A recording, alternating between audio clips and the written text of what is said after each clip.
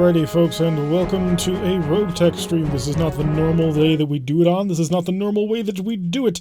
But there's a brand new patch for this game, and it is a little bit controversial, and I'll be completely honest, I'm one of those people who doesn't seem to be super happy with it, but that's just because I'm only looking at it in concept. We've been encouraged to take a look at it with an open mind and actually play the game so that we can actually figure out what the heck's going on. And so because of that, we're going to be doing about 4 different things today. Maybe more, maybe less, but we're going to try and do it. I'm not sure how long I'm going to be able to stream. I'm not sure how much time I've got to stream this, but we're going to be sort of experimenting with the new system. So what is that new system? You now have to pay for every single piece of equipment in your inventory, every single mech part that you have components for, and every single mech that you have in storage, in addition to all the active mechs that you have.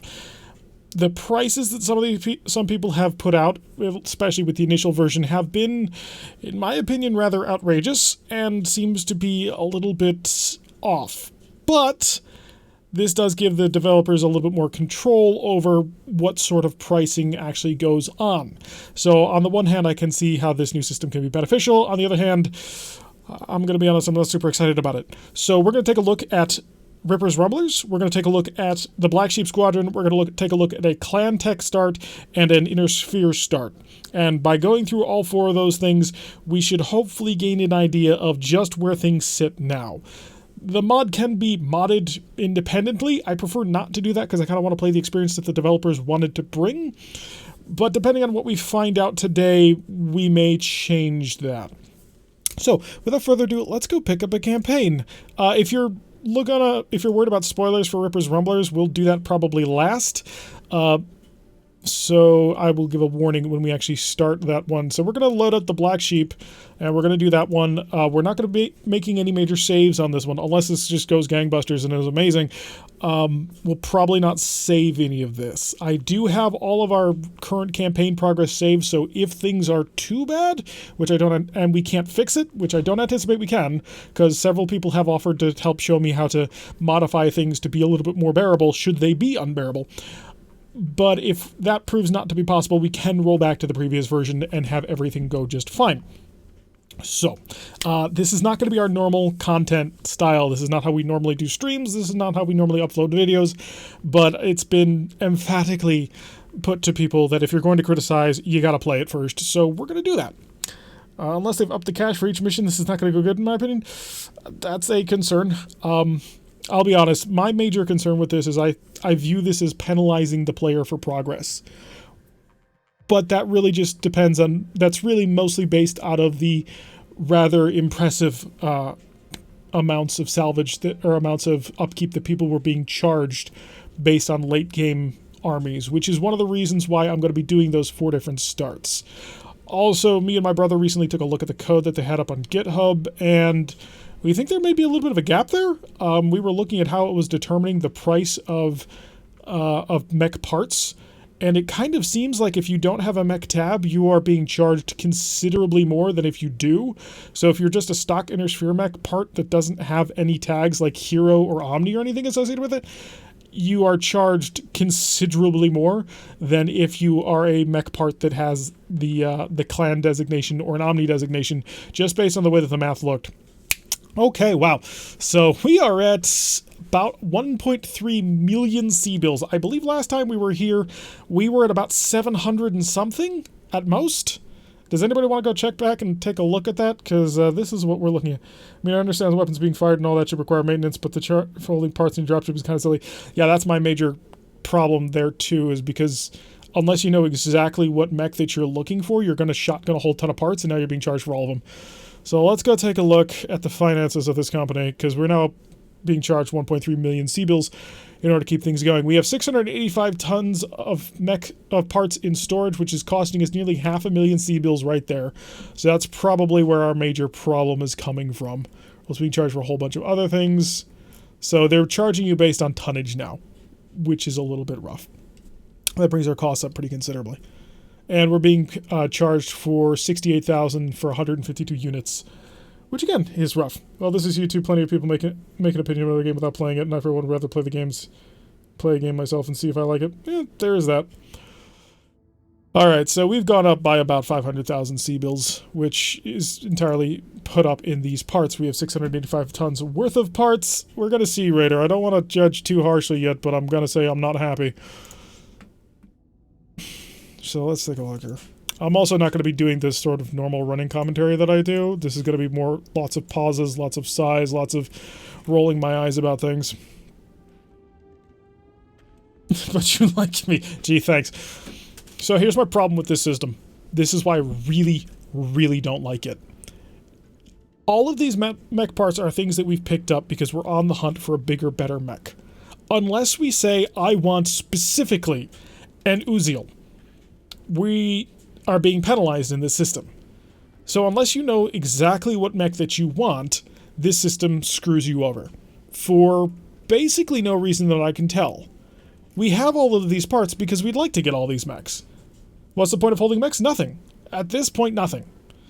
So for this, we've stored 35 tons of this mech. And it's an Omni-mech, which means it's charging us additional amounts. I mean, I just do not like this system. It's really hard to describe just how much I do not like this system. So we're going to do what basically they tell us that we now have to do. Scrap everything that you're not going to keep. I don't like that for a couple of reasons, one of which is I don't know what I'm going to get, and I want to be kind of surprised by what I get. Like, I want to just start earning parts and eventually one day manage to get something cool. That's kind of what I'm looking for. And that mech, and I'll be looking for mechs in the 55-ton range, but I won't know what I'm going to get until I finally get it. This system directly penalizes that approach. This system is much more designed to instead say, you're looking for a specific mech, and everything else you should just dump. You're being punished for taking salvage missions? Yes, you are. Especially because it's going to penalize you for all the other salvage things like medium lasers, things like heat sinks. If you've got it, they're going to charge you for it. And people don't hoard those things because they want to. They hoard those things because the story interface sucks. And because taking the time out of your day to go through and just sell everything like that is just a pain. So they don't bother and they stock up huge amounts of things. And I think I almost so Raider, don't form too harsh a view on this just yet. Because this can be modded. This could be modded pretty significantly. And depending on how things shake out here, I may just mod it until basically it's a non-issue. So if you keep the parts to get mechs you want and get charged for it, but you need 5 parts, so that's just going to cost you more and more. Yes, now, the way that it's written in code, it does take into account how many parts that it's going to require for you to get. So if you are playing with the 1 of 3 parts to gain stuff, then it'll take that into account and charge you a different amount per part that it holds in storage. But it's still not super great. I say stop now and just leave this crap alone. Well, it's part of the update, and it has been stated quite clearly that this will not be going away. This is going to be part of the new integral part of RogueTech. I do have to say that, to a certain extent, there were a lot of people who had a problem with things like the double blind rule set, where it altered all the vision sets. They didn't like that at all. There were a lot of people who didn't like that at all when it first got included. I was one of the people who did like it. Oh yeah, they're also charging you for mechs that you have fully built that are now in storage, so that's great. So what's the plus for this? Just getting to keep more money. The plus for this, as far as I can see, I don't see a positive. I don't see how this opens up gameplay more. I don't see how it gives you more options or offers you an opportunity to play the game in creative ways. To me, this seems purely like just a tax. You're being penalized for exploring the game instead of having a laser-focused direction on it. And the thing I really like about this game is that it's open, it's exploratory. You go, you fight mechs, you get a couple of parts that you didn't originally plan for, something that built a new mech, you take this mech and now you can do something with it. What do you do with it? I don't know, just figure something out. It'll be fun. You've got a whole ton of parts in inventory, mix them all together, throw them all together. I mean, that literally is what happened with this Clint. We had no plan to have this Clint. This Clint was not planned for. I don't even like Clints. But we got the mech surprisingly because we rolled a random salvage and we got it. And then we had a whole bunch of equipment in storage, so we just threw it all together and we built a mech. I would have never have built this mech normally. There's nothing about this mech that I would have craved to use.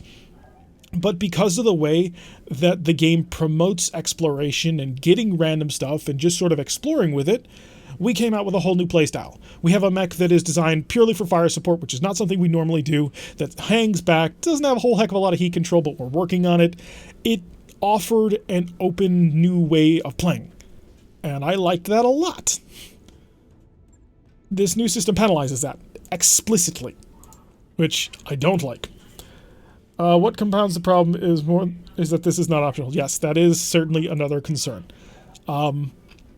I would have imagined that something that arbitrarily increases difficulty would be set as an option, because there are a couple of things in the RogueTech install that I don't use. There is a brutal AI mod that I don't use, there is an overpowered mechs mod that I don't use, and there is a nuclear weapons carrier mod that I don't use. These are 3 mods that drastically increase the difficulty and make things much more difficult on the player, and I don't use them because I'm not interested in that experience. I'm interested in an open, exploratory, go out, challenge yourself, build and salvage, and make really cool stuff. Now, I think if you have this on Starburst campaign, well, honestly, actually, there's a couple of weird things that we were noticing in the code for how it calculates parts. See, just by looking at the code, and me and my brother actually is a coder, and I'm slowly learning coding, but I know basically nothing, so don't take that for anything. But he was taking a look at it, and we were trying to do some of the math on the way that it was figuring out how to charge how much for each part that you had. And what we were noticing is that the way that it compiled the multiplier, that it would multiply the part by, didn't seem to account for non-tagged mechs. See, this Commando SP is a hero commando, so it has a hero tag on it, hidden in the way that the part is labeled. Because of that, that changes the multiplier for how much it costs to store this mech. If you don't have any sort of multiplier, if you don't have anything special about your mech, if you are a bog standard inner sphere mech, there doesn't appear to be a tag associated with that we saw in the code.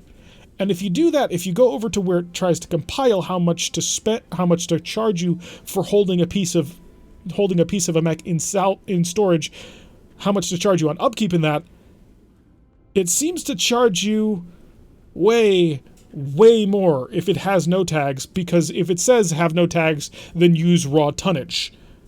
Whereas if you do have a tag, it says compile the multiplier out of the tags that you have, and then multiply the raw tonnage by that.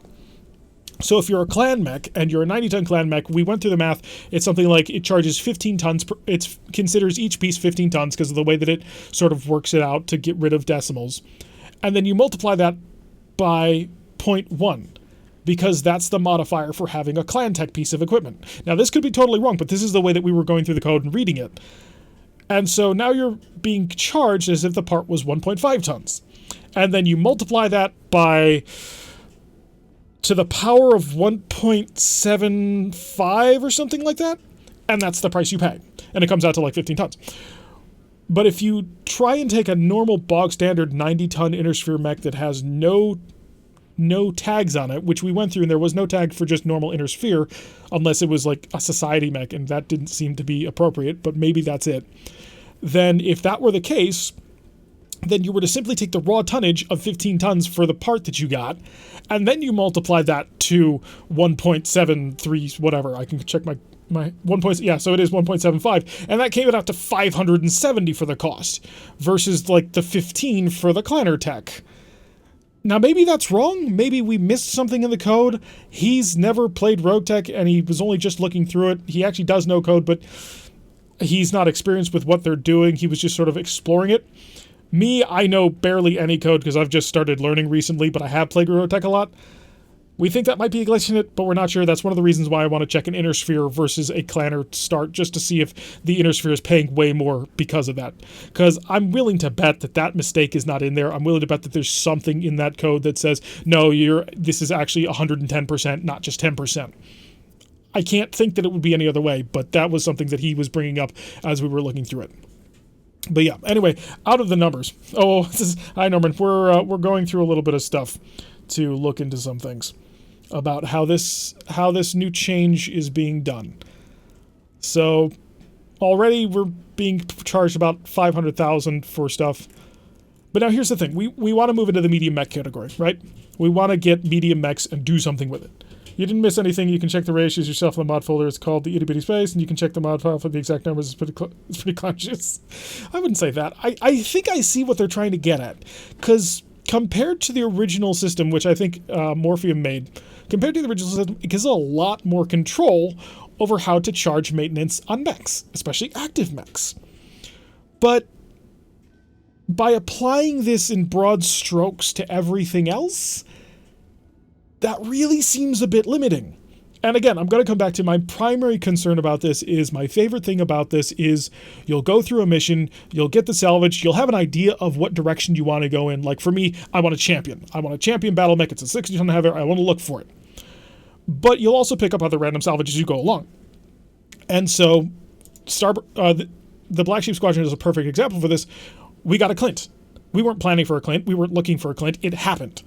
And then we had a whole bunch of stuff in storage, and we put it on the Clint, and now we have a new mech. And we have to sort of adjust how we play to include the Clint into our playstyle to keep operation tempo going. It's an interesting way of playing. It creates a dynamic way to play the game.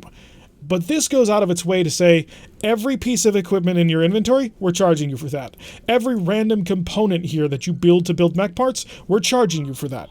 You're being actively penalized for exploring the game. And that I don't like.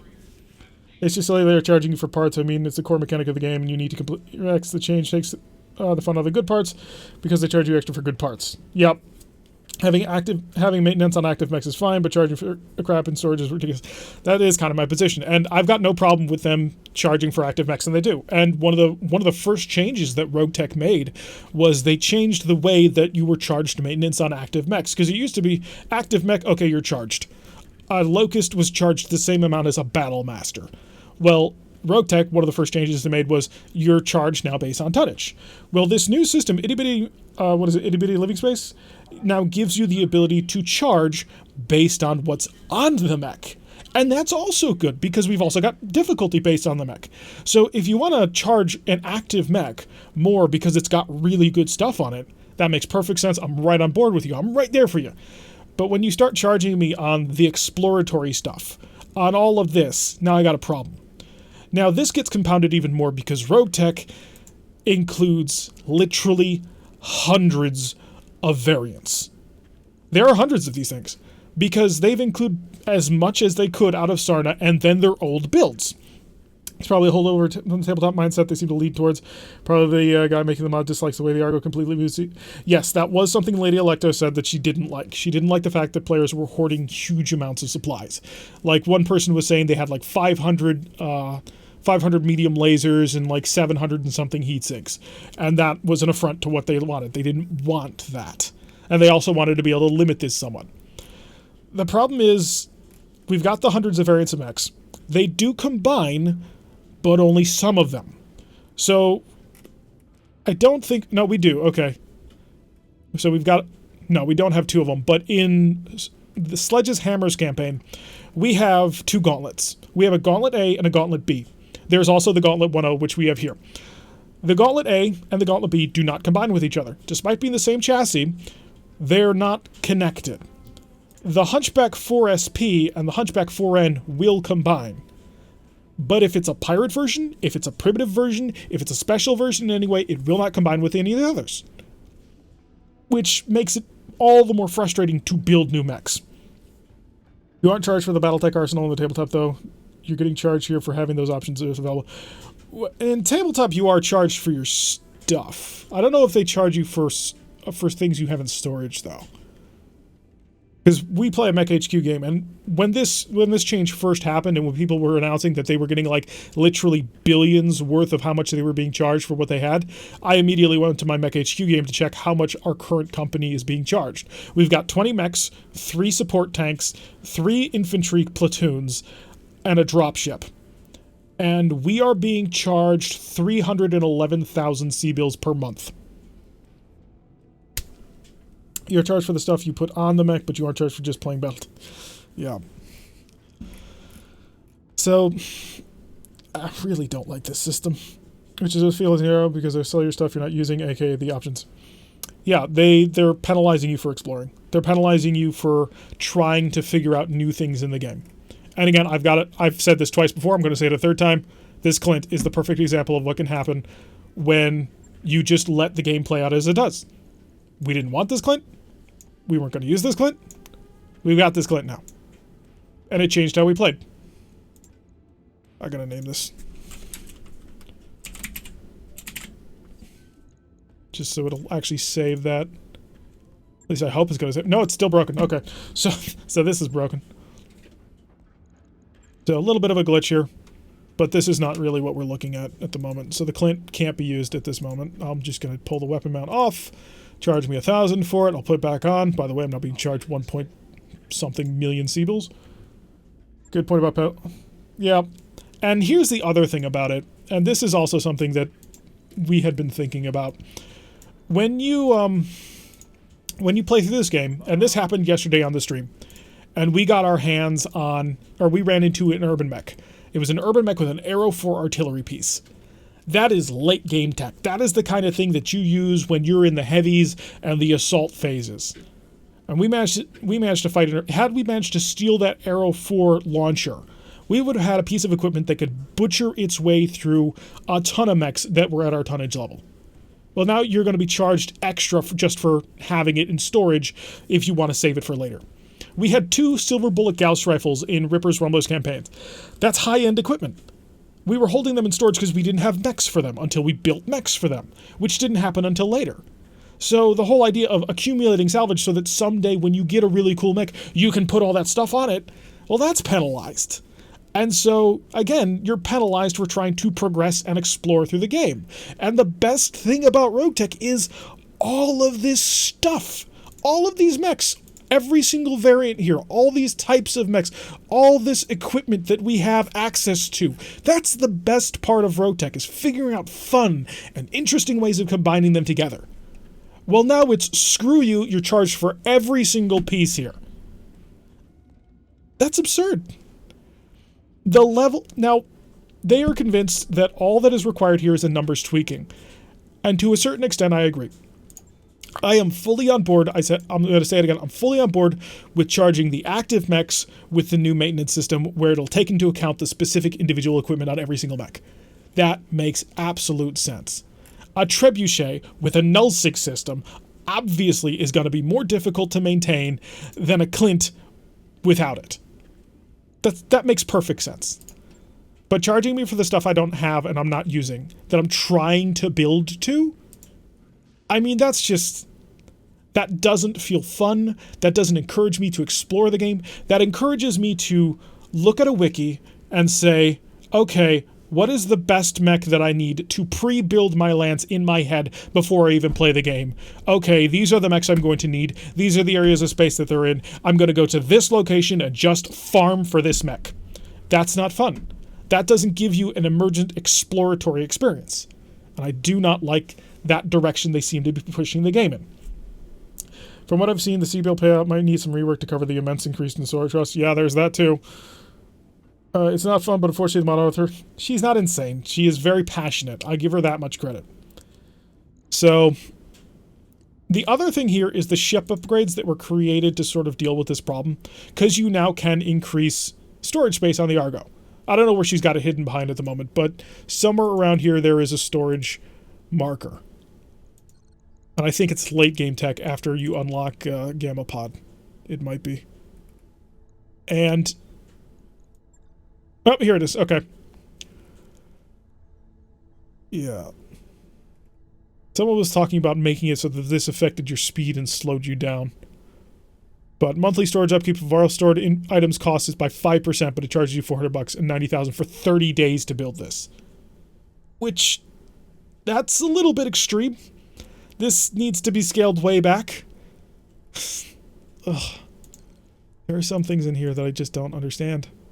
I truly do not understand why. No, I do understand why they initially came up with this. I don't understand why they're pursuing it further. Because again, I'm out of lights. I'm not looking for light mechs anymore. I have to sell them all. I have to go through and get rid of every single one of them. There's 3 versions of it, and they get better the higher up you go. So that improves to a certain extent. So now I need to decide which mechs are the mechs that I really want. So now I've got to sell every single Clint. But what happens if I do get a Clint and it's just the mech I kind of need because I'm at 4 mechs at the moment, and I happen to find this really cool and interesting mortar that I've been hanging on to for a little bit because we recently found it? Well, get rid of that mortar, it's going to charge you. Get rid of those Clint parts so you never get the Clint. Get rid of everything except for exactly what you're laser focused on. And that's painful. No, Norman, they're not making it optional. The mod author, Lady Electo, is very clear. This is not optional. This is not going away. So this is the new reality that we have to live in. The question that I have in my head is, how much do I got to sacrifice to enjoy it? So one of the things I don't want to do is I don't want to go in and just mod the game personally. But from what I'm seeing, I'm probably going to end up doing that. I'm going to remove the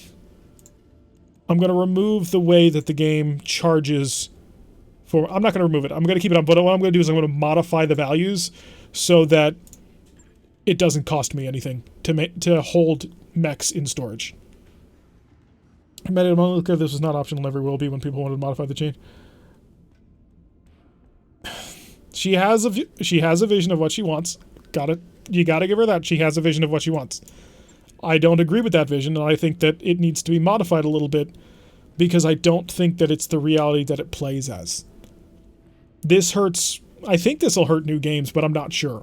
The main thing I wanted to check out is what do I got to sacrifice in order to make this a reasonable number? Because 1 million Sea-Bills on the Lance that we have, our Lance struggled on a 2-skull mission. Our Lance struggled on a 2-skull mission. We had one bad roll, and suddenly our crab was out for half a month.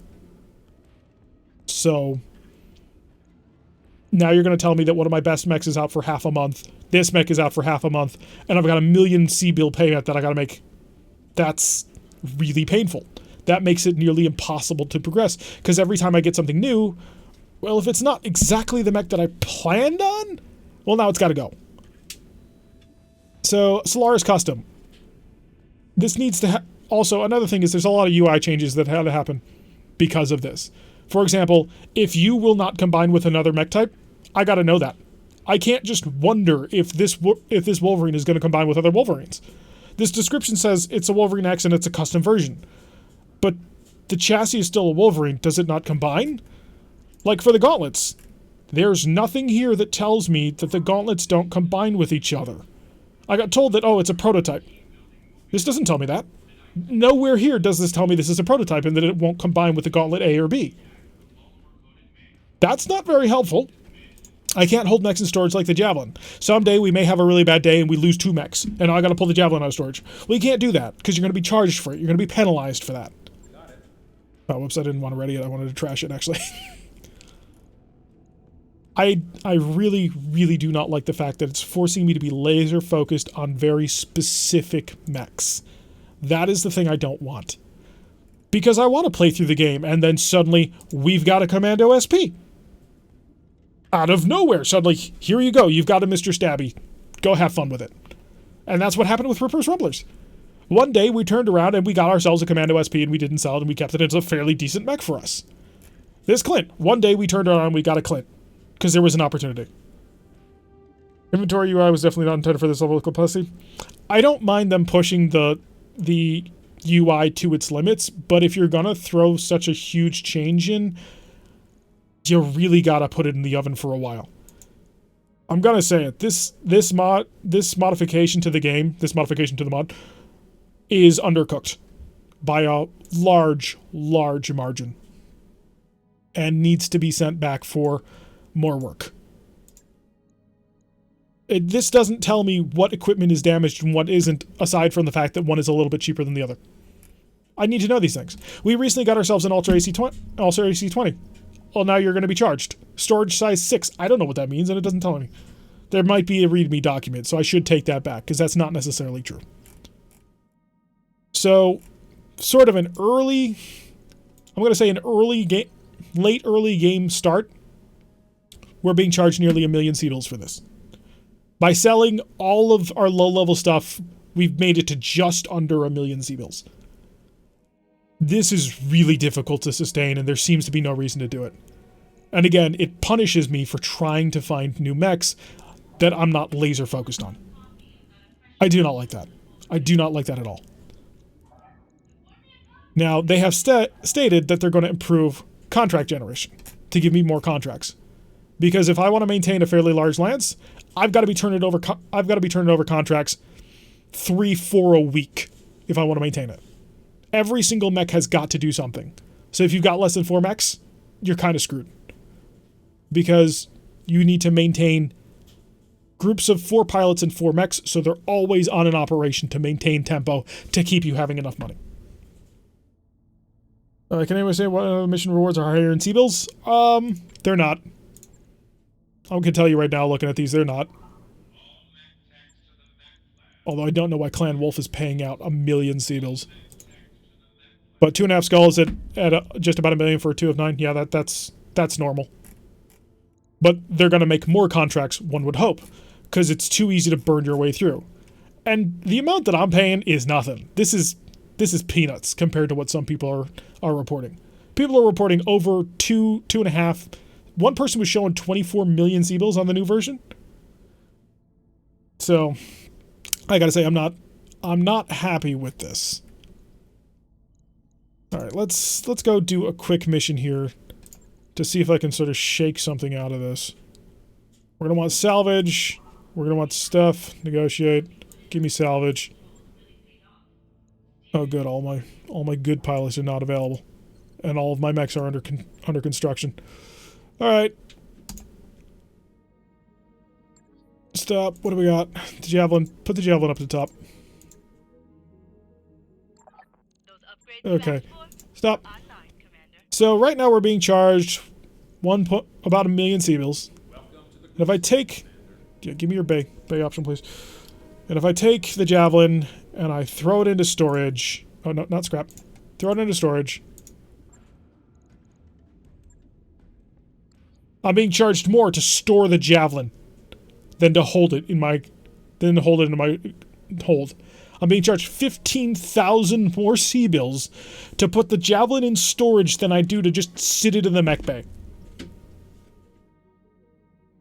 And it takes, as far as I'm aware, 0 time to strip equipment.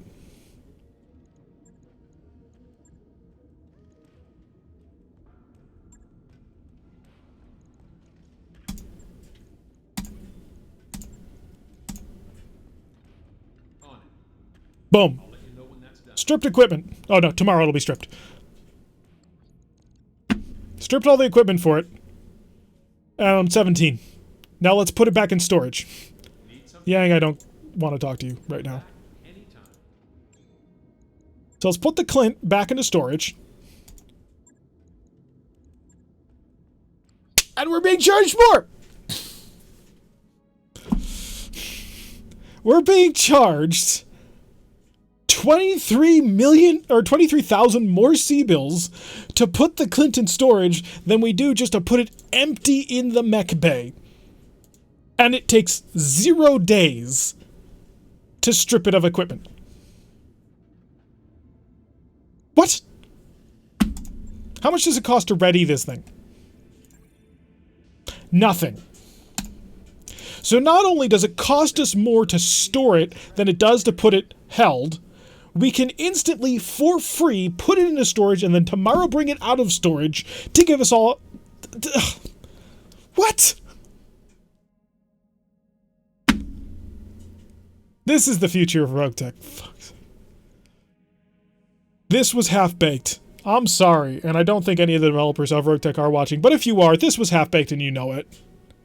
Like, I get the excitement of being able to have more granular control over the mech bay and what's being charged for active mechs, but you can't throw everything at the wall like that and then throw it out there. I mean, what the hell? You're charging me 23 million C-bills to store the mech and nothing if I hold it in the hall here. If you want to tell her this right now, she would ban you from Discord. Well, that's why I'm doing this, so I can look at things and how they're actually playing out actually in-game. So let's go to exhibit numero dos. Ripper's career is, and if you don't want spoilers, probably leave, but you're really not going to get spoiled much on. There's not a whole heck that you probably haven't seen. I'm about a week ahead, so 3 episodes. So, Ripper's career was sucking down 870,000 Seabills. And Ripper is rocking 8 mechs. All of them are mediums, aside from the Mr. Stabby, which is a 25-ton light. Everything else is 50 and 55-ton mechs. We have a ton of parts in the hold, and a ton of equipment. Now, to be fair, I did go the other day when this first got announced and started selling a whole bunch of heat sinks and medium lasers. So there's about, I'd say, 100 units of storage that we're no longer worrying about. You can't just disable them on because it's probably some of the game needs to not crash. There is a way to disable it. It's not supported, so I don't recommend doing it, but what you can do is you can change the ratios to how much it's going to charge you for each individual thing that it charges. So it charges for active mechs, which you want to keep on because that gives you control over what you can do. It charges you for mech chassis, which is the parts of the mechs that we have in storage, and it charges you for gear. So if you take the mech chassis and you take the gear in storage and you basically change the factor to a point where it's going to charge you essentially nothing. 2.8 million Seabills! Jesus. Are you kidding me? We've just gone up by 2 million Seabills. Now, I will be completely honest. I have not optimized this perfectly, though I have optimized it a bit. So, let's take a look. Yeah, Norman, I have actually saved my old installers. So, let's go take a look at finances and see exactly what the heck's going up with the Rumblers. 1,455 tons of mech parts, which is charging us 1.713 million Seabills for. These are parts of mechs that we have in storage. It's charging us to maintain parts of mechs, which we will then, once we build the mechs, get broken pieces of crap which have to be repaired. This, ironically, goes against the idea of when you get a brand new mech in RogueTech, it is busted to pieces, because apparently I've been maintaining these for every single month that I've been having them. So if this is the way they want to go, then they've got to remove the fact that mechs are broken when you get them. Because otherwise that doesn't make any sense. Because why have I been maintaining these pieces of crap then? I had always assumed that they were kind of chucked in a cargo hold and tagged with a label so that you could go and drag them into the mech bay and piece them back together. But apparently I've been maintaining and well-oiling all of them. Got rid of the patch just before this newest one because it was announced because I didn't predict this. Those old RogueTech installers are important now, so there's some dude charging you rent. Yeah, rent in my own bloody ship, I might add. Because I'm not maintaining these parts. That's part of the thing. None of these parts are being maintained. They are sitting as junk in my storage. I'm not sending anybody around to go tune up this busted Enforcer. I have 2 pieces of Enforcer. And when I get the Enforcer, I will drag it into the mech bay, piece it together, and be forced to refit it. But I don't have to do that. Or at least I shouldn't have to do that now, because clearly I was carefully maintaining every single piece. I don't mind being charged extras for the fact that this Centurion is kitted to the gills. I don't mind the fact that I'm going to be charged extra for endo steel and heavy ferro, a double heatsink, a light engine for Christ's sake. That's fine. That makes sense. That's an excellent thing to charge you for. You've built a mech. It's a fantastic mech. We are actively maintaining all of these complicated systems. Charge me for it. That makes perfect sense. This busted crap? This busted crap is doing nothing. When I fix this busted crap, it will come into the mech bay and I'll have to refit it for 250,000 Seabills. For 1.5 million. For 1.8 million Seabills to build this bushwhacker is what I'm going to have to do. But apparently I'm maintaining in storage 1.7 million Seabills per month, all of this. No, that doesn't make sense. You're breaking things narratively, and you're breaking things for the game loop. Because the game loop is, you go out, you find cool stuff, You fight cool stuff, you blow up that cool stuff, and then you take that cool stuff, and you hold on to that cool stuff. And you do that until you gather enough cool stuff, and you get a mech, and you throw that cool stuff into the mech, and you go out and kill more cool stuff. Well, now you're being actively penalized for getting the cool stuff. All of these mech parts. Well, screw you, buddy, I'm going to charge you for every single one. And then once you build it, I'm going to charge you again. And now once it's in your storage, I'm going to charge you again. They're getting you triple.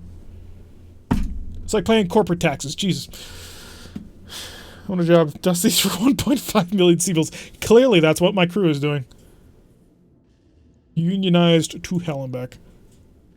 This is not sustainable. Okay, let's go take the rumblers and let's see if we can make them sustainable. So the first thing we got to do is the rumblers are never going to use a light mech ever again. They can't, and I'm not going to bother.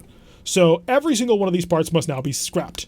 Oh wait, by the way you scrap parts is to one by one scrap the part. It would have been interesting to get a sling. I might have used it had I gotten the right weapon combination, but I'm being charged for each one of these slings. I'm being charged tonnage, which is costing me stuff. Kanazuchi Power Armor, I'd always love to run one of these. I'm being charged for it. No, it's gotta go. You have to pay extra for clan testers. You do. Although, well, actually, the way that I was looking at it in the GitHub, and I may be wrong on this, but from what I was looking at and what my brother was looking at, and he actually does decoding, what we were looking at was clan tech is cheaper than non-clan tech, which is great. Darius is behind this, clearly. So we're going to strip everything down. Oh yeah, by the way, this is how you get rid of all your parts. We have 1,600 tons worth of parts that we got to get rid of one at a time for every single one. And there's no quick way to do this. This level of the mod was not ready for prime time. And again, I love the idea of being able to more granularly charge somebody for your active mechs. Makes perfect sense. I would also say it's kind of brilliant because you managed to make that possible. Now you're going to charge me for all this. You're going to charge me again when I build it, and then you're going to charge me maintenance on it again, which is increased. You what?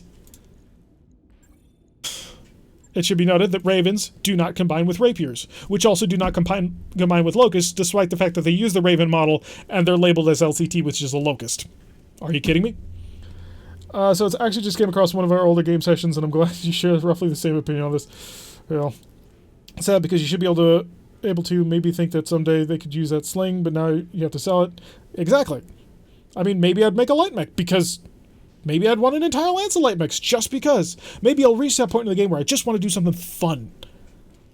Can't do it anymore. Rapier, go away. You're not wanted anymore. Urban mech? No, can't have it. Power armor? Would have been interesting to do a low-level mission in just power armor. I think that'd be pretty fun. Can't afford to. See it on tabletop where you go to pay for storing parts. The amount you pay is incredibly small because all you're doing is replacing the occasional old rusted... Well, we're not even replacing the occasional rusted part. It's all junk. Because if you remember, Simbri, every time we want to build a mech from scratch that we get, it's completely shattered and needs to be completely replaced. Like 30k for an entire company's spare bits. Well, everything in RogueTech is... well, in BattleTech in general is highly inflated, just how much you got to pay. Everything. I mean, the Mech HQ game that we're running, we are paying literally $311,000 for the entire company. That's every single active mech, every single personnel, all of their salaries, which is 125 personnel, by the way. We're paying $310,000 a month. Our current contract is giving us 6.9 million C-bills per month, minus another 1.8 million C-bills for the shares that I currently have everybody set up on. So, everything in RogueTech is highly inflated. And that, again, that's not a RogueTech thing, that's a BattleTech thing. All of the funds are inflated. So we got to get rid of the entire stock of light mechs. Nothing interesting going to happen there. And we're going to get rid of our emergency Raven that we still have. Oh, we had 4 parts on this Raven 2X. We could have had another one. But no, I can't afford to take that risk because it's charging me 2 million C-bills for it. And this Raven is more expensive to have in the hold than it is... see if that updates. No, we're still paying 2.25 million C-bills. That Raven would be cheaper, honest to God, if I just put it back and readied it. Sure thing. Which is absurd. Alright, on to the mediums. We're not getting any 40-tonners, so no cicadas. I've actually been half looking for cicadas because cicadas are interesting. Gotta get rid of the Clints. Oh, I've got 2 Gauntlet 1-0 parts. I've got, let's find it, because I find it funny as all incensingness. So I've got 2 Gauntlet 1-0 parts. I then have, where's the next one? 4 Gauntlet 1B parts. And then, where's the last one? 3 Gauntlet 1A parts. All told, I've got 8 Gauntlet parts. But they don't combine, because they're prototype Omnis.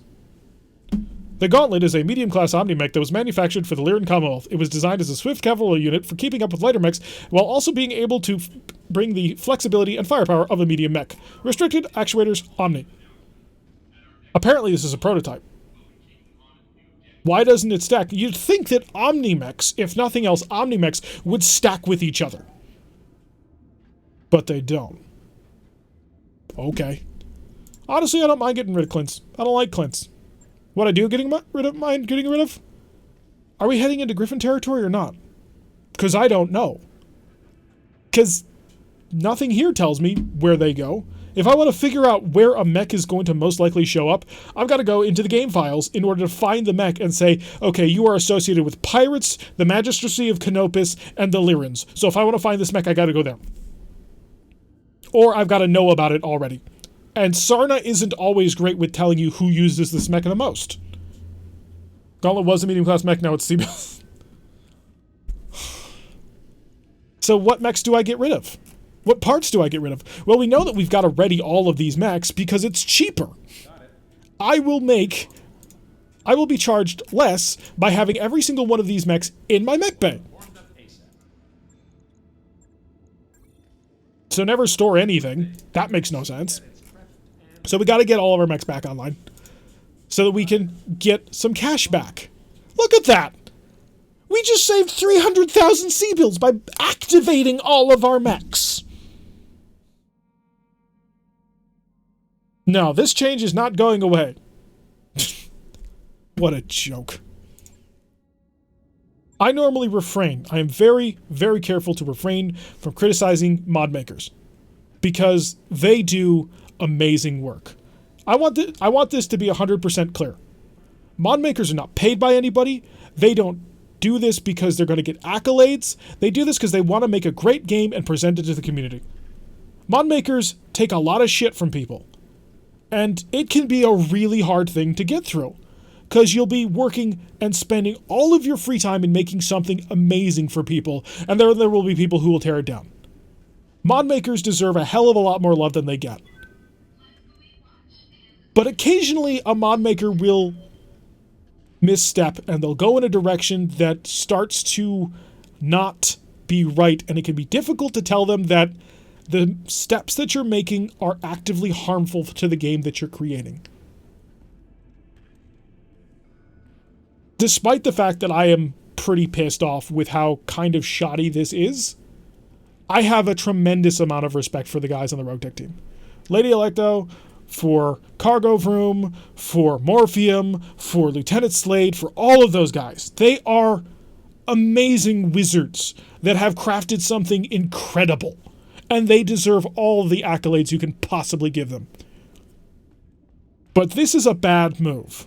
This is not the direction that we should be moving in, and this was not properly implemented. You have got blatant glitches like that, which are all over the place. You've got a system that is directly contrary to the main gameplay loop, which is get cool stuff and combine it in weird and interesting ways. This change deliberately tells you no. Make a plan ahead of time. Don't explore. Don't get anything random. Don't create an environment that just could come up. Be deliberate, be precise, and aim for this, this, and this. And anything that gets in your way, sell it. Because it's going to cost you too much to maintain. Rippers Rumblers are solid mid-game. They're solid mid-game lances. They are. We have not hit the late game in this lance, but we are pretty solid in the mid-game. You expect me to be able to afford 2.5 million C-bills per month? I can't do that. The lance won't last doing that. Because in order to do that, well, now I got to focus on cash. I can't focus on salvage. I can't focus on the fun part of the game. I have to focus on the money part of the game. So now I got to take missions for cash. Well, I lost an arm in this mission and lost that Gauss rifle. But I can't really afford not to take the mission for cash because it's charging me so much. And so the mech gets weaker, and weaker, and weaker. And it feels like you're being punished for doing well. Because when you do well, now I got this brand new Arrow 4 artillery piece, and I can put it on that mech. Well, yeah, but I'm going to charge you for it. I'm going to charge you out the ass for it. So you've moved forward, but I'm going to make sure your wallet's hurting. So you don't get to take those salvage missions as much anymore. More cash missions. Why? Well, because now you're sucking down even more C-bills per month. You want to start saving up to get a whole bunch of different mechs? I'm going to charge you for every single one of them. That is absurd. And I do not understand it. I really don't. Because this move right here is so antithetical to the whole exploratory open gameplay style of RogueTech. To the let's go out and find out what could happen. That it makes the game unfun. Because you're punished for exploring.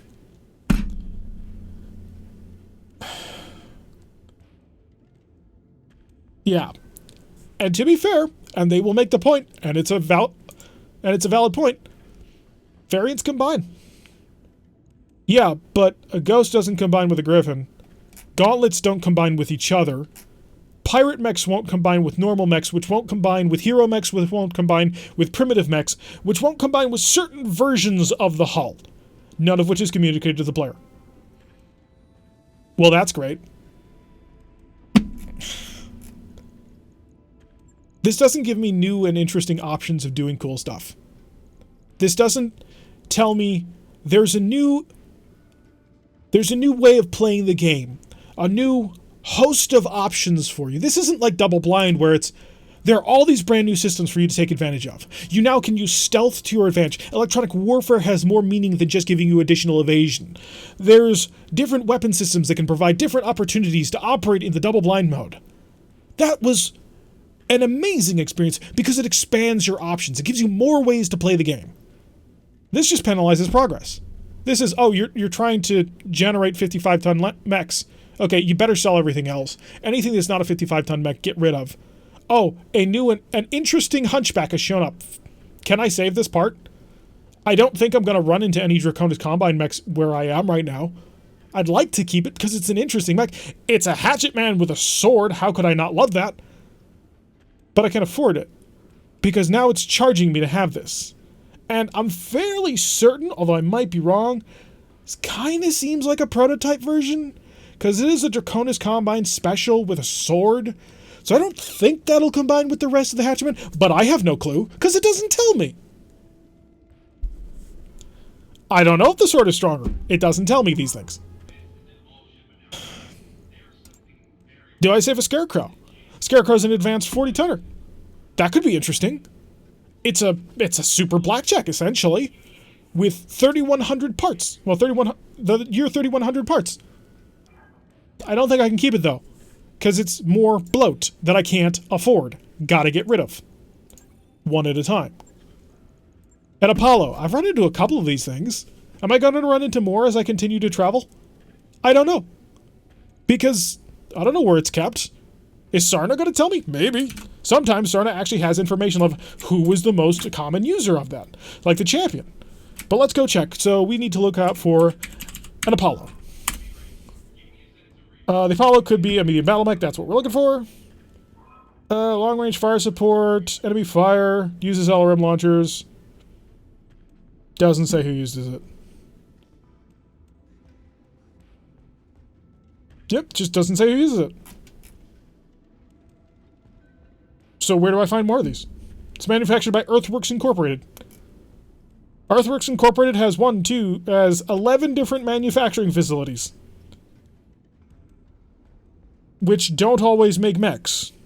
Let's do a search for Apollo. Makes a medium battle mech on Keystone. Where's Keystone? Controlled by the Word of Blake during the Jihad. During the Jihad, only planned 20% of the workforce. So is Keystone a planet? Is Keystone the place I gotta find it? Now I'm wiki diving to figure out whether or not I'm gonna run into this mech ever again? The only way to find out the main users of some mechs is the... Yeah. We've been running into a bunch of ghosts. Are we going to run into more? I don't know. Can I afford to run into more? They're 50-ton mechs. I've already got a ghost. Do I need another? Should I get another? No, it's going to charge me $250,000 C-bills. What's my current finances at? How much did I reduce my tonnage? Oh, we got rid of 1,000 tons. And we chopped off about, let's say 800 to almost 1 million C-bills. 1.8 million C-bills? I know this looks like I've got a lot, but this is because I've sold 1,000 tons of mechs. Wiki for the name of the planet you can't search for in navigation. Yeah, pretty much. Which is something for those who are keeping a collection of all the old books may have a fair amount of difficulty finding, let alone knowing what to look for. Who also knows if modders put this in the proper place? Well, no, they have worked hard to make sure that mechs show up where they're supposed to. You can't just... You gotta give them credit because they have worked hard on things. But there are also things that you gotta call them up on and say, what the hell, this is broken as all hell. And this is. 50-ton Enforcer? Can't keep it. Nope, not happening. What happens if I run into a couple more, get 3 parts for it? Well, oh well, you missed out on a mech. Gotta scrap this, because I'm not looking for 50-ton trebuchets. I can't afford to. I'll keep that for now, but I don't know if I'm going to be able to have it. The ghost I'll get rid of. Sell all of that. And I'm just watching all these potential ways to play the game just get thrown out the window. I guess I should keep the gauntlet. I'm 2 parts away from it. I haven't seen one in a while. We're still near Lyran space, but is it going to show up? Because normally it was showing up with pirate lances. We don't know. 2 parts to a crab. Crabs are pretty common, right? Who's going to have them, though? I don't know. I'm not in 50-ton mechs anymore. Just got to get rid of it. We have a focus. Kintaro? Maybe. Oh, it was an upgrade used by the SLDF, so this Kintaro probably won't combine with any other Kintaro.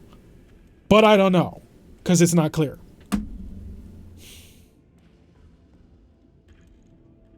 Hoplite. 55-ton mech, maybe. Vulcan? Nope, I like the Vulcan. Nickname for it is Scarecrow. But I can't keep it. I would have kept that Vulcan because I want to do something interesting with it. Enforcer again. Oh, no, I was 1 part away from an Enforcer. Nope. Don't get to have it anymore. You gotta get rid of it. Hellspawn.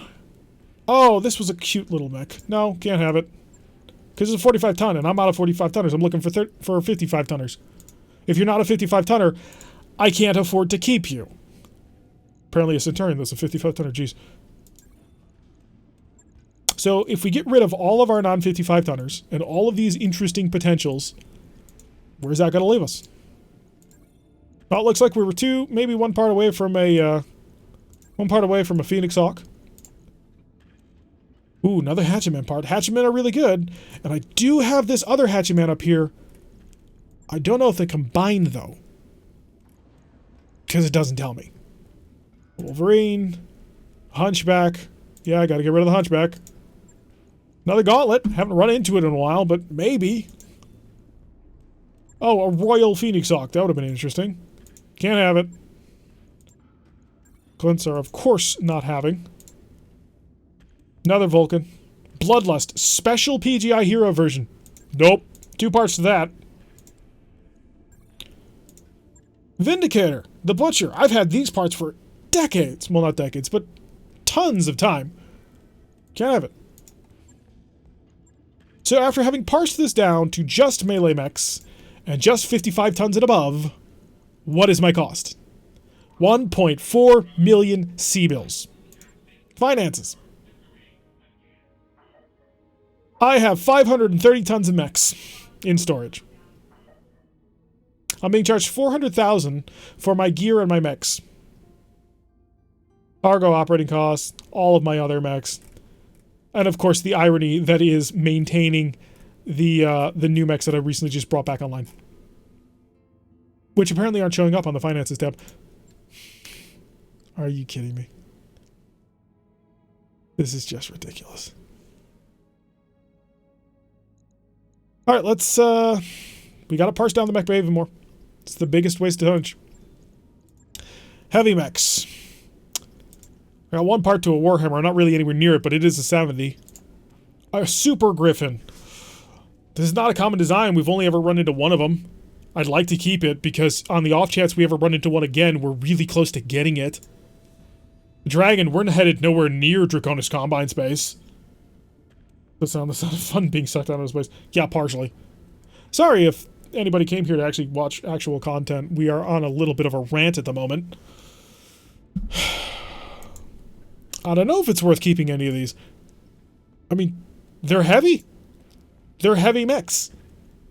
But am I coming near any of them? Are any of these mechs going to be available soon? I don't know.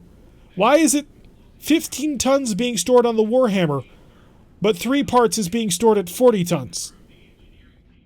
What? Shouldn't this be 45 tons? It's 3 parts. It's 3 times as more as the Warhammer. Oh, wait, no. Aha, my mistake. He's actually a lighter mech. Check out the Black Knight. Okay, so yeah, that actually is working. That was a pointless rant, because that didn't make any sense. God damn it. Let's go to the store, because we gotta sell stuff. We're still at 1.4 million C-bills. I can't maintain that. Not consistently. Let's go selling. Okay, ballistic weapons. You know what nobody ever uses? AC-2s. Get rid of those. Hey, we can sell multiple stuff now. Another AC-2. Why wasn't this one sold? Well, it's damaged, but it doesn't say that. But you'll learn it. An Imperator. Deals an area of effect damage and 40 meters of impact. That's interesting. And maybe stack a couple of these up on something? Can I afford to, though? How much space does it take? Storage size 1? How much does that charge me? I don't know. It doesn't say. It doesn't tell me how much it's charging me unless I want to dig into the game files. What's a Kaliyama autocannon? Increased recoil, increased heat. But more damage. Oh, and the Imperator deals less damage. Well, actually, no, it deals 25 damage because it deals an additional 9 damage to the primary and everything around it. So that comes out. But what's a Kaliyama do? 2 more damage for more heat? Yeah, 2 more damage for increased recoil and heat. That's brilliant. How come you have a requirement to build a mech at 5? Have you ever played with a higher lower? Because that's the stock amount, and I generally like to play the game the way that they wanted it to. An AC-5, I've been hanging on to this Pirate AC-5 because I was sort of hoping that I'd be able to build a mech that was sort of built to overheat people. I wasn't sure how I wanted to do it yet. I was still kind of waiting for the right mech that sort of felt comfortable with it. But it's wasting space. It's storage size 4. That's 4 autocannon 2s. But I don't know how much that actually costs. I got no idea. Dump an autocannon 5 because I'm not interested in it. Alright, 6 autocannon 10s. But wait, I might need 4 of them because I could get an Annihilator tomorrow. Having 4 of them would be useful then. Or maybe I only need 2. I don't know, because I don't know how much it's actually costing me to hold this. It's storage size 3. What does that mean? Well, it increases how much we're going to charge you. Well, how much are you charging me per storage space? Does it say? I mean, I looked at the patch notes. I didn't see how much it was going to how much that was going to cost me. But maybe it is. We've got enough modified... Yeah, we got enough Federated Suns version of these. We can probably sell the normal versions. Get rid of all those. Heavy rifles we'll never use. I mean, heavy rifles kind of used to be useful back during the days when they had their own internal ammo. A light autocannon 2. Do you take any less space? No, you still take the same storage spot as an autocannon 2. Same oh no, but an autocannon 5 takes 2 slots. Whereas this one takes 4 slots. That makes so much sense. I got 21 machine guns. Well, let's get rid of all the way down to 6. Although, let me guess, you cost 1 storage slot each. Same as the autocannon 2. You're a half ton, taking 1 critical slot. Versus this, which is 6 tons. Is it based on crit slots? Ooh, maybe. Is that what we've hit upon? Yeah, I think we've hit upon how the storage thing is. But then the question becomes... Yeah, that's how it does it. How much are you charging me per slot? Because you're charging me now. You gotta tell me these things, because now I need to know. Because now I've got to run a mercenary company on a tight-ass budget. Is a machine gun plus worth more? Well, it is, of course, worth more than a machine gun, so maybe I get rid of another machine gun. I don't know. It's all a fucking mystery at this point. Machine gun arrays. I want to keep these because I almost built a bushwhacker with 4 of these things. Have you tried seeing how much your monthly expenses is subtracted after you sell something that costs 1 storage slot? Sure, let's go find out. So we are currently making 440,359 C-bills. That will be important. Actually, let me bust up a notepad over here. Notepad. Come to me. Thank you. Alright, so we are making 1,440,359 C-bills. Apparently you missed the 0. There. And now let's go into weapons we will be selling. We're going to sell a single Kaliyama AC-2. No change. Maybe it takes a day to figure it out. That work order you submitted is complete. No real change. It's gone up. It's gone to 494 instead of 440. That's probably because of the mechs that we just brought online. So mechs that are being worked up cost nothing? I don't know.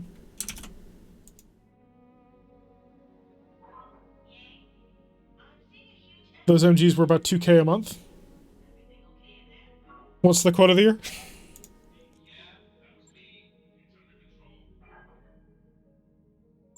I sold the Kaliyama AC-2. It didn't change. Let's sell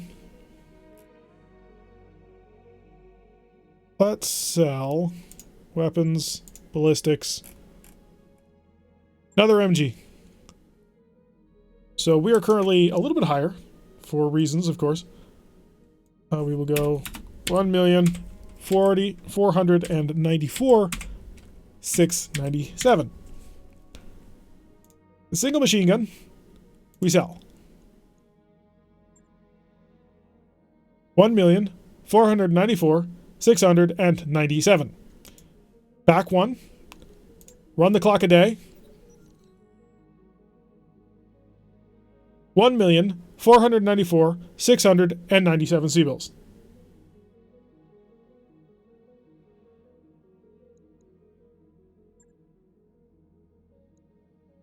And now I've made 5,000 C-bills for letting that happen. So I got nothing back for selling the machine gun.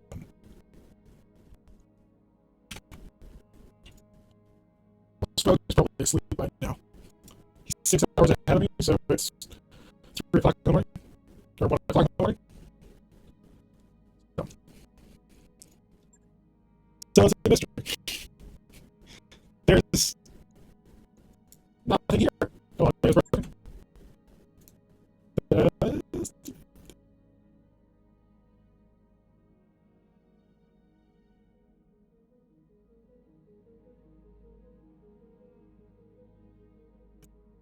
Right. Is that bad? Okay, good.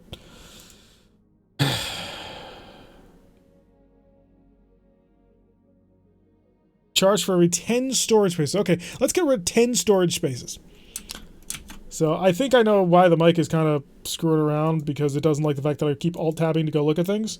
So maybe I should just physically write this down. Alright. Myself with my note sheets. So right now, we have at our disposal, if I can set this up, 1,494,697. I will get rid of 10. Missiles are big, right? What's going to take up 10 slots? 3. No, they're not that big, apparently. 2 slots. Just give me a gosh darn. Oh, yeah, energy weapons. I can sell 10 medium lasers. I can sell 10 large lasers. Medium lasers. Where's the normal medium laser? There it is. Okay. Let us sell 10 medium lasers. Back. Benefit of the doubt to run it today. Stop it. 1,494,697. It didn't change. I sold 10 tons and 10 slots of medium lasers. Nothing happened. Let's go check out finances. Maybe they got something for me. Hey, finances. 340 units. What? Why?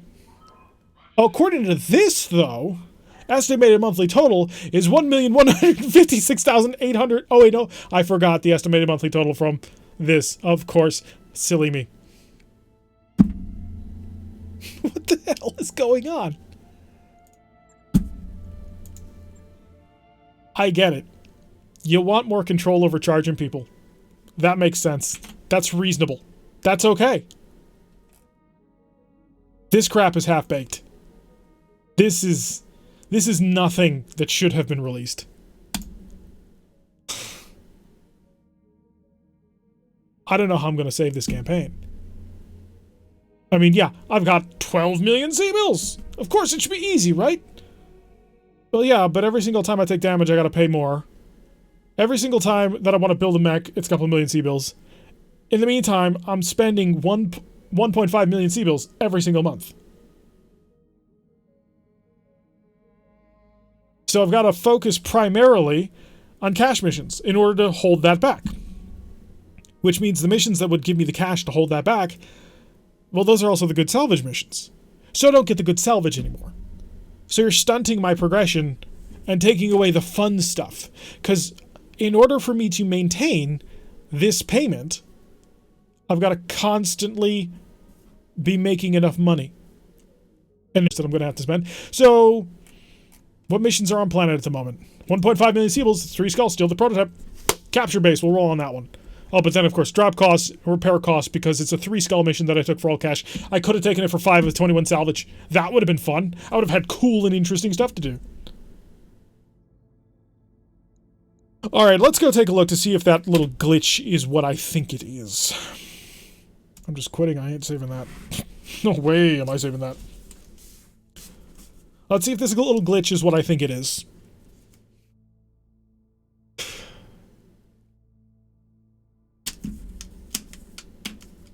Because if this is true, then this just tells me that there was nobody sort of looking over anybody's shoulder. I hope it's not. This shouldn't be broken. So we're going to go default settings.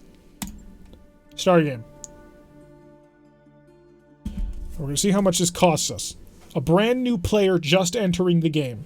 For the first time, or probably not for the first time. Let's say someone's beginning a brand new campaign. Where are they going to be sitting at with the new settings? Because I got to tell you, that 300,000 a month, if you're trying to get out of the very beginning of the campaign, that's hard. That is. Because you're constantly under attack. You can't hit the broadside of a barn. You have to put yourself in risky positions and take in a lot of damage. The early months in this game are hard. And they're supposed to be. And it makes sense that they do. I don't know.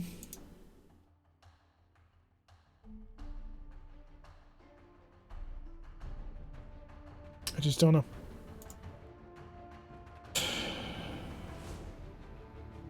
Let's go see what this is gonna do to us. Is my mic freaking out again? No, it's not. Okay, good. Right, generating a campaign. Let's see what a brand new Inner Sphere campaign looks like.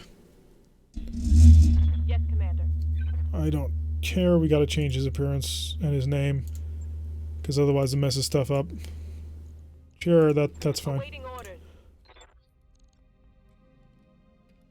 What's going on? We are ranting and testing. Okay, so they've doubled the cost that you're going to have to pay monthly. The Black Sheep had only just recently left this territory. Can be charged progress. Yes, as you try and get new mechs, they're going to charge you more and more. Let's see what they deigned to give us. We got a Hellspawn, an Osiris, a Clint, a Wolfhound, a Javelin, and an Urban Mech. Are you fucking kidding me? Oh, it's got improved MRM ammo. Okay. Hallelujah. Let's do it. Let's run a mission. Let's run a day 1 mission. Hi, Namazu Mackenzie, you. I don't know what the heck Namazu means. I don't really care, though. Lock you in. Yeah, that's you. Mech warrior training complete. Got some interesting people. There is that going for us. Training confirmed, Commander. Did I get a melee mech? I don't think I did. No, I didn't. You're a bog standard Clint. You're a bog standard Wolfhound. Are you crap? No, you're a standard Wolfhound. Javelin 11. Super Fire Javelin.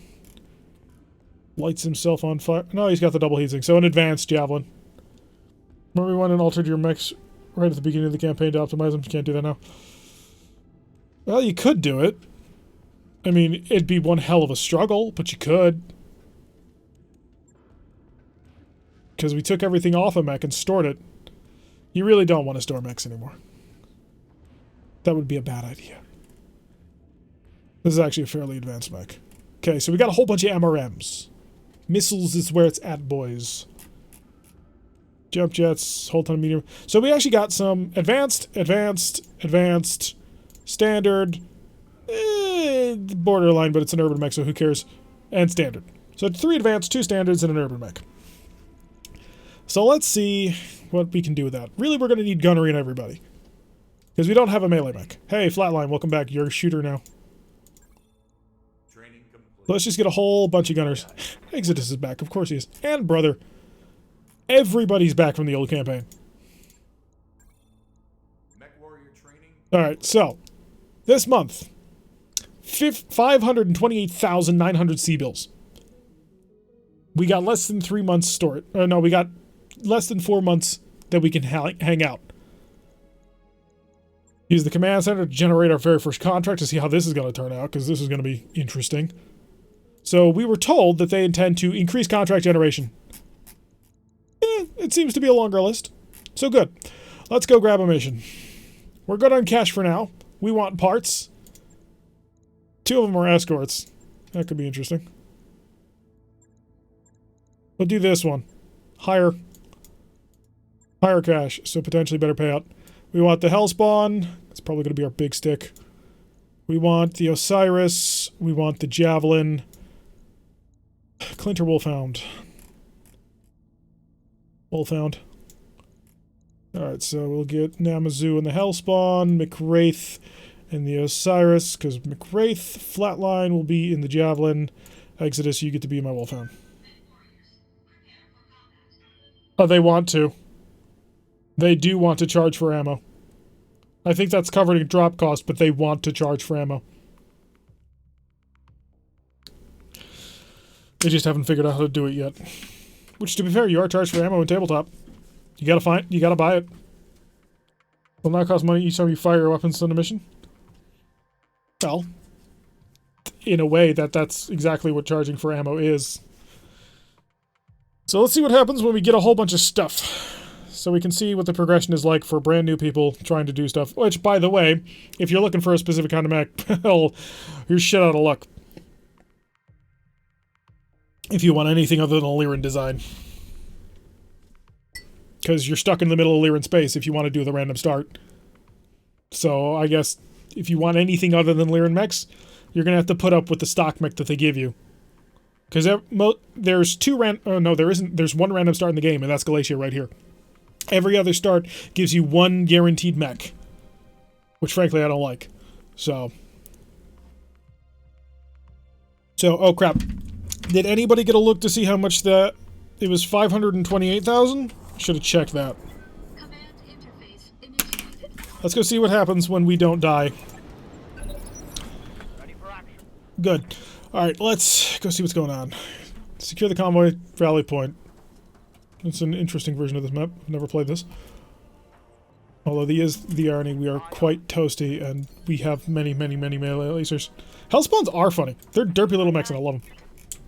Look at it. Isn't he awesome? Oh.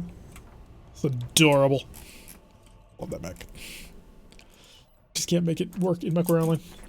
I'm not even opposed to charging for ammo storage costs since it's a bit more realistic, but you can't do it without dramatically increasing base payouts. Oh, thank you, Norman. 529,911. 529,911. I'm not opposed to charging people more granularly for what they've got. I'm not opposed to charging for ammo even. I think it'd be fine. But it's got to be reasonable. And this isn't. This route specifically, because they're charging you for what's in your storage, that's the problem.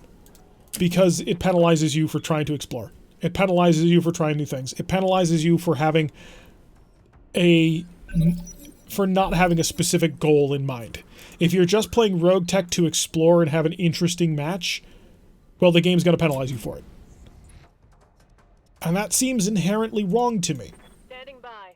Because to me, and maybe I'm wrong about this, but when I first started playing RogueTech, the whole point of it was, there's a big-ass galaxy out there, go have fun. Figure out what works and doesn't. If you win, great. If you fail, whatever. Here's all of this cool stuff. Gather it in the bunches. And someday you shall create the greatest thing you ever desired. Well, now it's... No. Make a plan. Know exactly what's going to be happening in this plan. Know exactly what you want ahead of time. Sell everything. Oh, and while you're making this plan, you've got to know where everything is, so that you can hunt it down. The U-Haul storage center has embedded itself in the Argo. It's worse than that. Because you own the bloody Argo. And yet they're charging you for it. But again, once you get the parts to build the mech, you're charged for repairing the broken Hulk that you have been paying storage fees on. It's more Eve than fun. Hey, Eve is great. Don't you mock Eve. Eve can be amazing. Moving to position. Receiving you. Did you have to wipe your saves? I have stored them in other locations, so I have my saves saved. Oh, you're wondering why we're doing this? We are testing a new system that has recently introduced, which is charging you for having things in your cargo hold. And I wanted to see what the effect would be on a brand new campaign start. Eve has some of the best emergent storytelling of any game ever.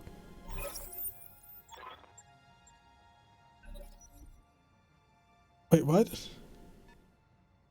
The game is, puts them under the ground so it can create them.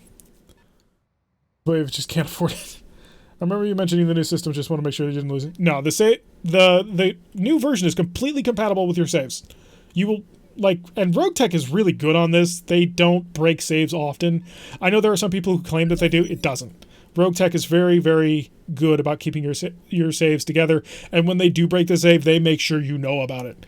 The last time they broke saves was 997, I want to say, which happened partway through Starburst Starter Car campaign, which is one of the reasons why we were so laggy and updating to the new version. And there was a huge fanfare. They made sure everybody knew about it. Big red letters. You couldn't miss it. If you see the words on a RogueTech patch that says clean install, that just means check the clean install box when you do when you install the new version of RogueTech. It won't damage your saves in any way. It's just clearing things out and putting new things in. It's fine. So this version does, of course, require a clean install, but there is a way to get back our old stuff if we decide to go back to the old system. Honestly, what we're probably going to end up doing is we're just going to modify it, and we're going to basically nuke how much that it thinks it should charge for the cost of everything. So it'll be there, it'll be in the background, it'll charge us like 50 C-bills. Because as it is right now, it's punishing you for playing the game. It punishes you for exploring in the game. And that just seems so very wrong. Where are we even going? Okay, that's what I thought. You're entitled to join Space Spreadsheets. I'm just thinking it was never any good. It's fantastic! It's visually beautiful, too. I mean, it's got that going for it. HBS is more likely to say... Kind of cruel, but kind of true. Yeah, the RogueTech guys are pretty good on that. Guys and gals, and others. Just turned it off on one of my way. We'll go. So... Oh, is Hellspawn a girl? Or, not Hellspawn, but... Namzu. Oh, we got insanely cannon fire. Let's go take care of that as soon as we can. Ironically, the ranting stream where I have been complaining about this whole time is getting quite a few views compared to what we normally get. Oh, got an Urban Mech R60C, a wheeled APC, a Scorpion. There's got to be at least 2 other mechs out there. If there's not, I'm really gonna be disappointed. Standing by. Bay 17. Wow, you are slow. You are incredibly slow. Here we go. Peekaboo. You've got triple ballistic, but you're a Scorpion, so I'm gonna ask an AC-2 and a pair of machine guns. You're an Urban Mech, and you are therefore dangerous. Please die. Firing a full salvo. Got medium pulse lasers, that's great. Probably because people agree with me. Oh no, we blew the whole thing up. Hostile removed. Damn it. I didn't quite intend to do that, but it was cool considering how much firepower this got. You know, this is actually not a terrible save. If it weren't for the fact that Namzu's face is hideous, I would actually be quite intent on maybe continuing this one. No shooting. But the goal is to see what's going to happen after the first round. Medium laser's off because it's just too terrible of a chance to hit. Beam him! Roger. Yeah, well, it's definitely the way to overturn Curly. No luck. It's undercooked. It's an undercooked system. There are some good ideas in this. Being able to more granularly charge you for mechs. Charging maintenance less on tonnage and more on what you've got on it. Runs perfectly in line with the difficulty system that they currently have going, where it runs along lines of what you've got on the mech versus how big the mech is. That makes perfect sense. That dovetails smoothly into the game. Charging for stuff that you're not using, charging for stuff that's in storage is only punishing you for exploring the game instead of having a direct focused idea in mind. And it just feels so incredibly clunky and ugly. I'm not a fan of it at all. And I'm probably going to get into a little bit of trouble on the Discord if they ever find this. I also want the root of modding into non-existence. Yeah, I'm going to get in trouble when people find out about this. But you know what? It needs to be said, even if it means I'm going to get in trouble. At the end of the day, all that I'll lose is access to the Discord, which will be sad. Because the people on the Discord, most of them are pretty fun. I like them. Let's move. There's some fantastic people on there. Engaging with target. And to be fair, the mod team's great. They really are. It's just on occasion, you do something really, really not good for the health of the game. And in this case, I'm going to stand by firmly on this. I believe this is a very negative impact on the game. I don't think this ends in a positive note. I think this hurts the way of... Standing by. This hurts giving you options. This hurts giving you choice and Moving to position. open play ability. Because we're all looking to sort of explore and have a good time. Confirm. This says, no, you're not allowed to do that. Because if you do that, you're going to get charged into the ground. A critical hit.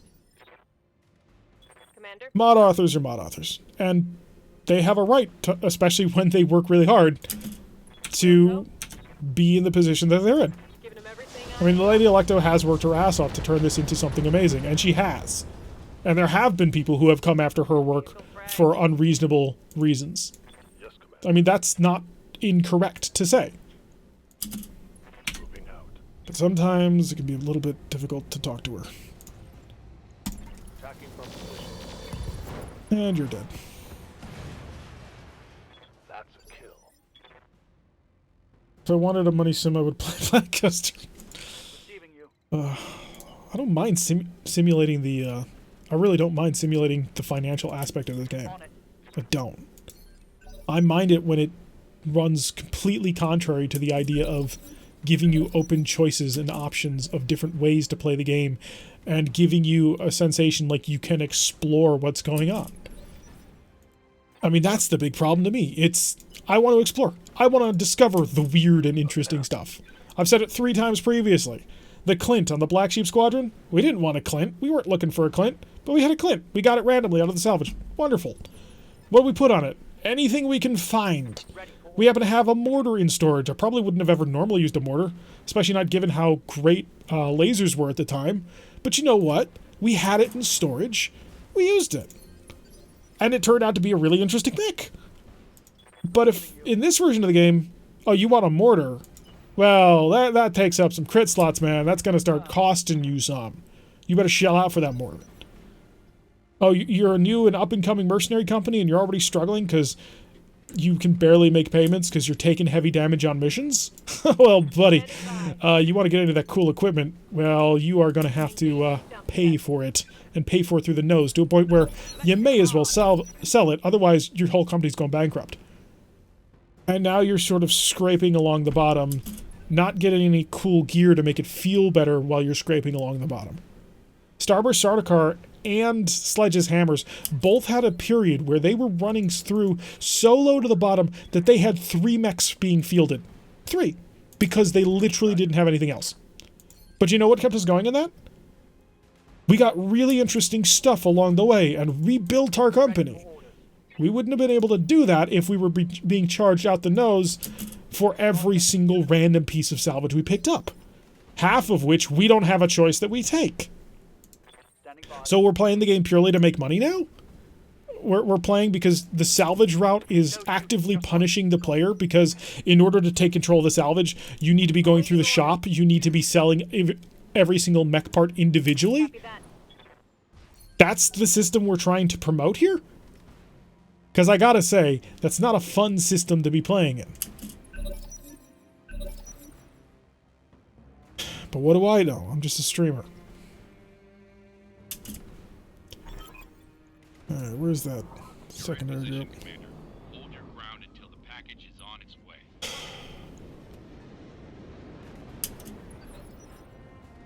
Receiving you. Let's see what we got.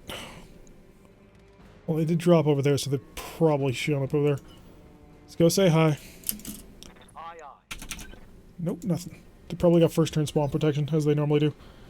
If you feel the pain of living paycheck to paycheck in your big stompy robot game. But to a certain extent, you should feel that, but that's all contained in the maintenance costs. That's all contained in the repair costs and the armor costs. That's what those are about. But now, well, I'm trying to save stuff because I want to build something cool later on. Screw you, buddy. Standing by. You're going to pay me even more for that. And I get, apparently she wanted to do it for a while. I don't think it was a good idea. One of the fun things was watching your plays, seeing you cheer when RNGesus when you get a good kit. Yup. It's one of the best feelings in the game. RNGesus came up good. Aye, aye. You don't get to really do that anymore. Oh, you want to do that? Well, be prepared to pay. Be prepared to pay hard. To a point where it's not really viable to do. But yeah, get the rights to RogueTech. Oh, that's a good one.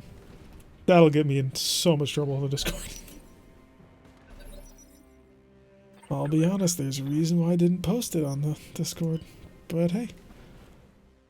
Yeah, we got an Arbiter. Arbiters are cool. Don't have a shot at them.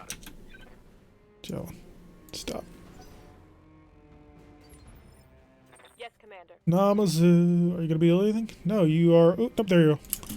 Go into full Be throttle. able to do anything about it. Well, you could. Blast away. May as well. Now you'll be paying a microtransactions to pay the Seagull's weapon. Yeah, RogueTech. Alright, you gonna share yourself now? Are you gonna get involved in this fight here?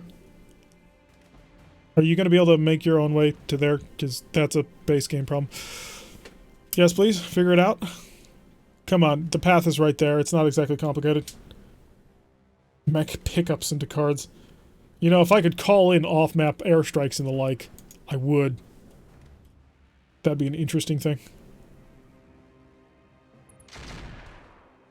The heck?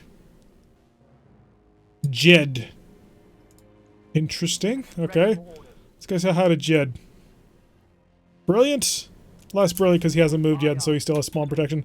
Osiris! Burn him to the ground. Or, you know, burn everything to the ground. That works too. Light rifles. Vehicle killed. What else we got over here? Scorpion, who hasn't moved yet and therefore is unkillable. Well, not unkillable. He has first turn spawn protection, which makes him a little bit harder of a target to get to. Let's move. Yeah, burn him down. Ooh, did you hit that? Or did you just set the entire forest on fire? Yeah, the whole forest got set on fire. Alright. He's stuck, I think. Because we're too far away. But that's okay, we want to burn these people down anyway. I do actually quite like this start. Oh, you jerk! I'm actually disappointed that a game titled BattleTech only lets you control a single lance and mix. Yeah, that's a common complaint. And if we could do anything about it, we would. Makes an armor and fighter and bombers in Arsenal. I wanted infantry in urban warfare. I'll be honest, I kind of expected it would be there. perhaps I shouldn't have. You don't have shoot and scoop, but you got a shot into his back almost. I am going to cook the heck out of this mech. Because that is too juicy not to take right there. Hi, die please. Imagine if you were charged for property damage. Oh, don't give him ideas. That would break the game. If they actually charged you for things like that, you would not be able to play this game. That would be too far. Let's go. Alright, shoot the Scorpion, maybe he'll come. Hey, you killed him. Nice job. Now we'll come around with our last mech, we'll kill him in the back, then we'll go pick up our little stray. Namazu, can you make it there? Or are you just gonna have to blow him apart through, you know, glorious attrition? Imagine if you not only got components and post-mission loot box opening. Please don't. Firing all weapons. With the number of components that RogueTech has, just don't.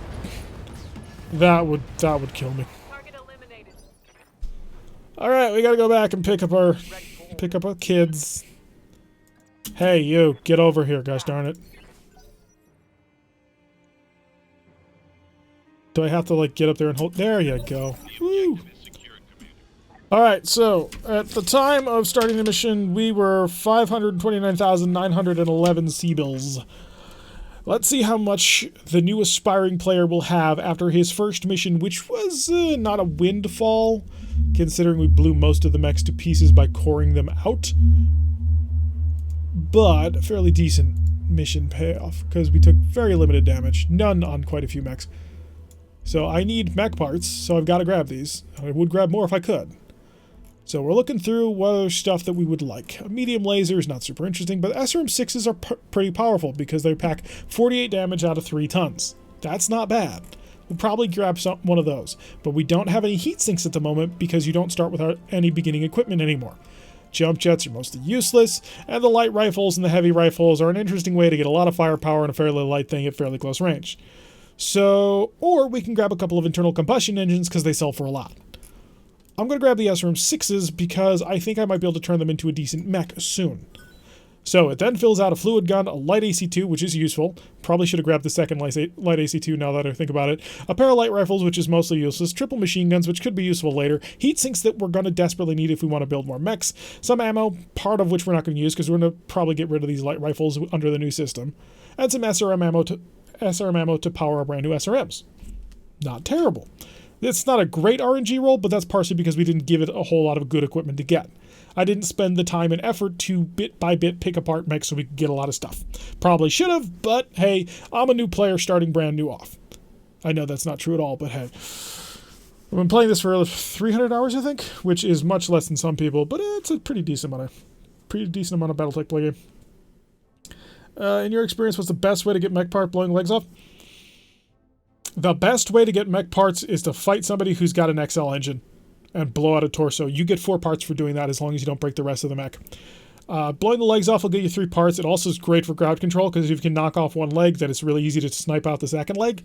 So that's a pretty decent way. If you've got a ton of machine guns, then go for the head. Go for the head every time. Because if you're shooting hundreds of shots, go for the head. So just by doing this mission, our monthly payout has increased from 529,000 to 533,114. Okay, so let me go quickly figure that out. Super quick. On a not great roll, and I should mention because there was no advanced parts in that, no advanced mechs in that, this was all very mediocre and a lot of supplies that we kind of need. We're now at 533,114 minus 529,911. That one mission just increased our monthly cost by 3,203. And we didn't even get many mech parts out of that. I feel like the indemnification responsibility for collateral damage is likely a common clause in mercenary company contracts, thanks to lobbying from the MRB. That's great, Splinter. So, yeah. That's a bit rough. Not terrible, but rough. Alright, so we have checked out the Inner Sphere start. Now let's go see if the game is broken. More broken. Because now we're going to check out a clan start. Because in the GitHub, And again, maybe we missed something. And I don't code yet. Learning a little bit, but I don't do it yet. But my brother is a coder, and he does that as his job. And the way that we were reading through this, a clan mech only costs 10% of the stated tonnage. Because we didn't see anywhere where it was added back in or got turned into 110%. Maybe we missed that. But we didn't see it when we first tried. Alright, let's go scroll down, because there is a start clans. There we go. Start the game. Go be a clan mech. Would it make sense to increase the cost to travel instead of steady monthly cost? I mean, have your ship needs more fuel to break orbit? That's an interesting... Well, ooh, so you get into a really interesting problem with that. Because travel is what you do when you run out of contracts. But that does give more weight to travel contracts. You know what, Norman? I like that. I like that a lot. Because travel contracts in RogueTech are mostly worthless. Because now we've got the entire inner sphere to travel in. Half the contracts are 100 days away. And so there's no and it costs an okay amount of travel, but the real thing is you've got to spend months and months traveling, which you're sucking down payments. But if it costs a lot to move your entire force, ooh, that makes travel contracts useful. That's a really good suggestion, Norman. I like that. Because right now there's no reason to take travel contracts. It's kind of like tactics. There used to be no reason to take the tactics ability until the new initiative system came in. Well, right now there's no reason to take take a travel contract because it's pointless. You're sucking down so much cost. But if you suddenly make it so that we're being charged this additional amount for traveling with that, that would make more sense. You'd have to be a little bit more... well, no, because a cost of 5,000 early on would not be bad to travel. Yeah, I really like that. I think you've come up with a winner. Now, whether or not you'd ever get that by anybody, that's something else, but... we got female pro, we may as well pick a female face. You're cute. Let's go. A clan Solaris Gladiator, that's exactly what... Oh, named Hollywood, perfect. I'll love it. Alright, so Clanner start. Oh, wow. Clanners, they are costing a lot. They are 756,405. Whoo boy. So, nope, clearly the clans cost a metric ton, but my calculations were run doing stuff that was in storage. Hey, it's broken! We got a busted mech here. Let's go check it out. Actuator problem? Let me guess. Yeah, it's an actuator problem. But there's no way to fix this unless we take it off and put it back on. Because it doesn't recognize that anything changed. So the mech is broken. Sort of fixable, but it's still broken. Not great. Also a 50-ton mech with only 4 weapons. 5 weapons. That's interesting. Alright, so we know that it does indeed cost more for playing clans. How about for storing clans? Ooh, I should have done that. And apparently nobody wants to look at a Hunchback 2C. Just don't want to look at it. No, because, watch, we can't confirm it. So, the thing that's broken is the actuators. Put it back on. Put it back on. Confirm. No tasks scheduled. Cannot do. What to do? Okay, let's rename it to the Hellhound 3. I would put a special character exclamation point, but I can't. Confirm the task. No other tasks remain. It's broke.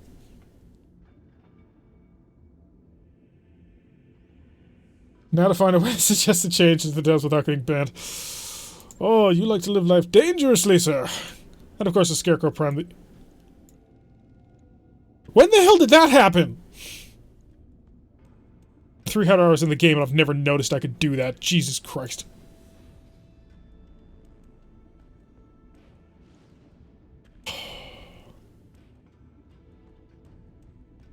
Okay, let's do this. I can't see you anyway. I'm going to store you.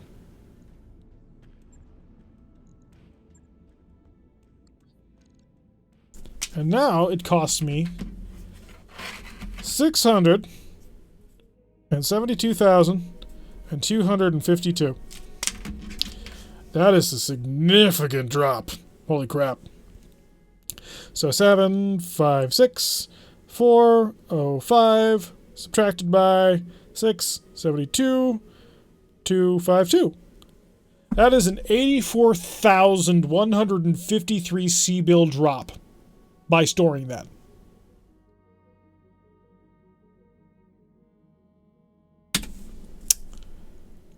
We're going to load a game.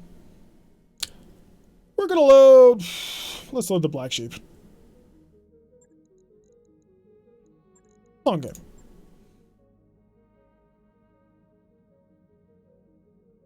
At least the Hunchback's image is accurate how white it is. Let's go see. So, this drop is 84,153 for a 55-ton mech. With clan tech. I've got a trebuchet that's got a pretty decent amount of advanced technology. I say that's an okay clan tech stand-in. Trebuchet doesn't have anything special about it. It's not a special mech. It's not an omni mech. It's not a clan mech. It's not a house mech or whatever it is. No, a society mech. It's not a hero mech. Shouldn't have any modifiers on it. Let's see how many C-bills I save by storing the trebuchet.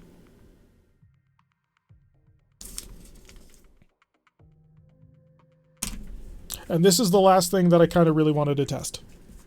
This was sort of the big thing. I wanted to see how much effort would it take to get us back to a reasonable payout. And for the Rumblers, I don't know if we can do it. We're probably going to be paying over 1 million C-bills.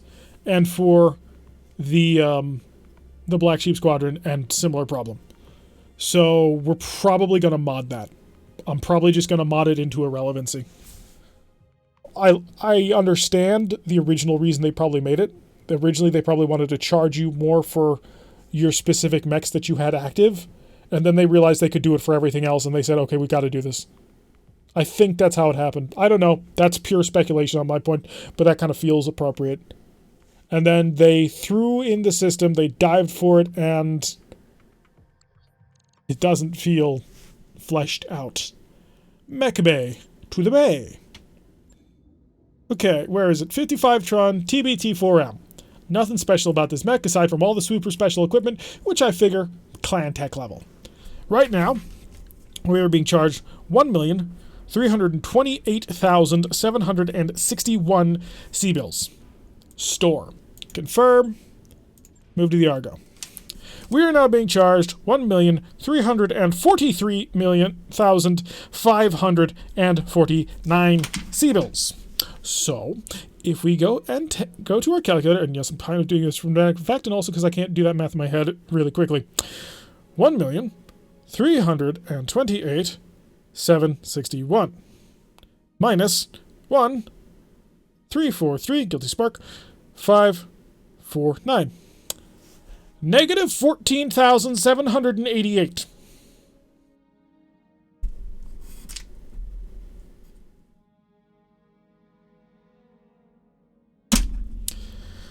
Yeah. Somebody forgot to add in the fact that that needed to be 110%, not 10%.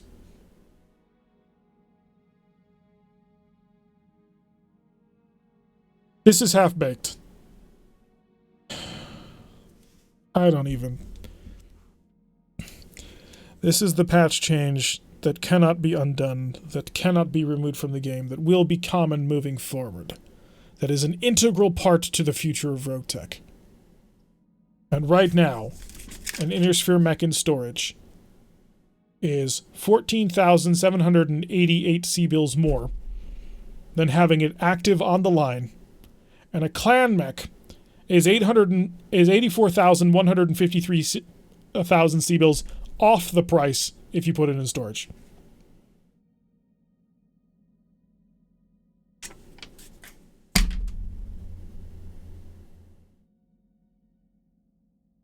That says it. That right there. So I'm going to recap, because this is going to be the end of the stream, but I'm going to recap this. The implementation has not gone smoothly. There are many things that are glitchy in this implementation, most specifically that mechs without tags are being either inordinately costed or mechs with tags are being inordinately discounted because somebody forgot to add a 1, basically. Because when generating the multiplier, you generate a number that is less than 1. So if it's a clan mech, not an omni mech, just a clan mech, you're paying 10% of what you should be. Or maybe that's the intended role, and in fact, for an inner sphere mech, you should be paying 5%. Maybe that's the idea. It's not been elucidated to anybody that I know. So either clan mechs right now are stupidly discounted, or inner sphere mechs are stupidly overpriced when in storage, to the point where it costs you more to store a mech than have it active with super advanced equipment. That trebuchet had a nullsig, a pirate targeting computer, advanced LRM systems, a fairly decent gyro, dead fire ammo. I mean, this was not your grandfather's trebuchet. This was the new hotness. It cost us 14,788 more C-bills to store it than to put it in the active line. Aside from that, I view the concept as being flawed. In my view, RogueTech is designed to allow you to go out into a vast galaxy. This is RogueTech right here. Look at all of these systems. Every single point on a star, not every single one, there are a couple of ones where you can't actually get to, but nearly every single star you can get to and you can fight over. You can do it. The point of RogueTech is to go out to all of these systems, to explore, to gather salvage, to hunt for things that you weren't really sure that you were ever going to get, to find things that will surprise and amaze you. That's the point of RogueTech. To come across randomly on a brand new mech that you weren't really planning on building and throwing the equipment that you hadn't really planned on getting into it to create something that you never knew that you ever wanted before. We have the perfect example of this right now. This is the 5th time I'm saying it. I'm going to say it again because it's that important. We go to the mech bay. This Clint. I don't like Clints. I don't like the mech in general. I don't like the fact that it's currently using a placeholder, but that's not something that can be resolved until a new model comes out, and so I try not to hunt for them. I'm not a huge fan of the placeholder model that's being used. I don't like the mech because it's a 40-tonner. We got it. We got it through the salvage that we weren't really planning for. Okay, well, I was low on mechs. I have a mech now. Let me build it. I'm going to take whatever I've got at hand. What have I got on hand? I've got a mortar and a weapon mount for it with a ballistic targeting computer. Maybe I can do something with that. Oh my god, I did something with that. It's interesting. It's got problems with it, but it's a fascinating thing that we've designed together, that we built and are using in ways that we weren't really planning for. It's entertaining to find these things. This is emergent gameplay, emergent storytelling. This change goes deliberately to punish you for hoarding equipment, to punish you for getting mechs. It basically tells you, when you start a game of RogueTech, pick the 4 mechs that you want at the end of the game. Now go look up on Sarna, or go look into the game files and figure out where those mechs are, travel there and take missions. If you get any piece of equipment that is not part of your final mech design, sell it. If you get any mech part that is not the mech that you wanted, sell it. Go in there with a plan and leave. That's not fun. That's not interesting to me. The system itself offers an ability for them to go in to individual mechs and charge you for the cost of what's on it. That system is sound, that system makes sense, dovetails nicely with other design choices that they've made, such as basing difficulty based on the equipment of a mech and not the tonnage of a mech. I should be charged more for this Hatchet Man than the stock version. I've put Mimer acceleration signal circuitry. I've put a light engine, an advanced gyro, double heat sinks, a special fire control system, spiked helmets, special medium lasers, talons, and claws. That's a lot of stuff.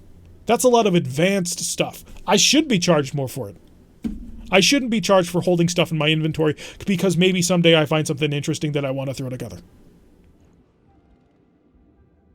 This will probably get me in a lot of trouble if they find it.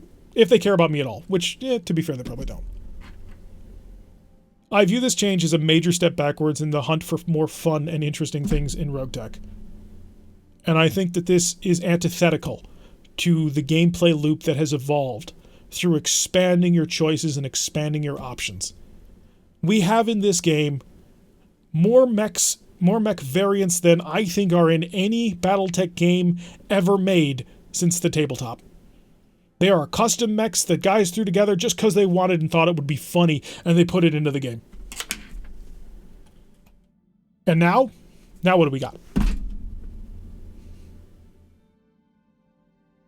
I don't know.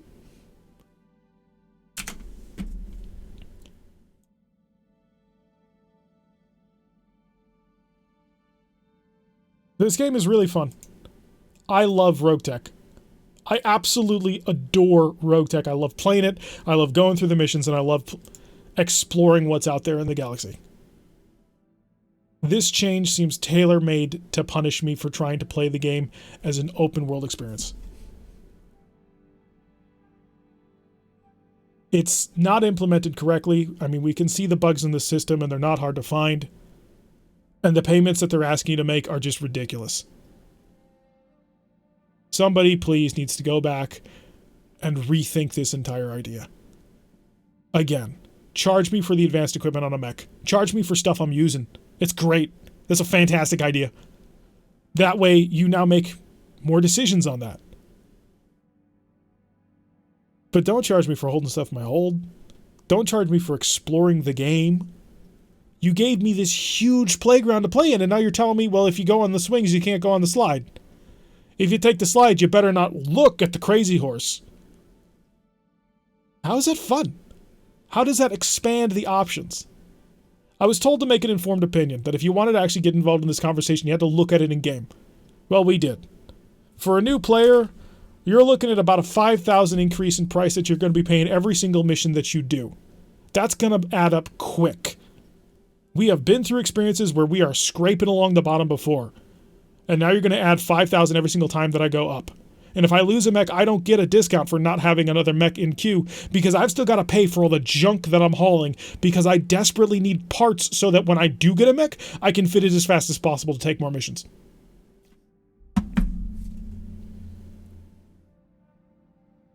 Anyway, that's it for me today. I've ranted for about 2 hours. I am not happy about this system. I have a fairly decent amount of RogueTech currently saved up, so I'm going to have to make some decisions about what I'm going to do in the future. And I'm going to be 100% honest. Right now, my intention, I'm going to go message a couple of people who have mentioned they can help me change the numbers.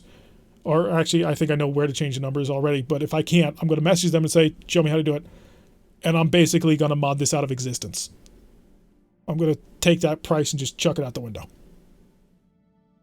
Because I don't see the fun here. Double Blind offered brand new ways to play. The initiative system enhanced more options, gave you ways to play, gave you an ability to stack the initiative system in your favor, and made it so that it wasn't always the best idea just to drop down to the bottom. It gave you decisions to make and ways to play the game that were new and different and better. This doesn't do that. This penalizes you for exploring.